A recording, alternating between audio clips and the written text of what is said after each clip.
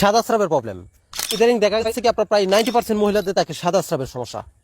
আপনি পুরুষ মানুষ হন মেয়ে মানুষ হন, যেই আমার ভিডিওটা দেখতেছেন, আপনার কাছে ছোট্ট একটা রিকোয়েস্ট থাকবে, আপনি চিকিৎসাটা শিখে রাখেন, কেননা মা বোন সকলের বাড়িতে আছে। মা বোন সকলের বাড়িতে আছে, আর সাদা স্রাবের প্রবলেমটা কিন্তু সকলের ক্ষেত্রে এই সমস্যাটা দেখা দেয়। তো এই সমস্যাটা সলভ করার জন্য আমি যে ট্রিটমেন্টটা বলে দিব, এটা যদি শিখে রাখেন তাহলে আপনার বাড়ির পরিবারের যারই হোক না কেন আপনি নিজে ওষুধটা তৈরি করে দিতে পারবেন। আর ওষুধটা তৈরি করতে আপনার প্রয়োজন পড়ে আপনার কলা, কলা দিয়ে আপনি এই ওষুধটা তৈরি করতে পারবেন। সাদা স্রাবের প্রবলেম যদি থাকে তাহলে কি কি সমস্যাগুলি হয় সেটা আমি বলি।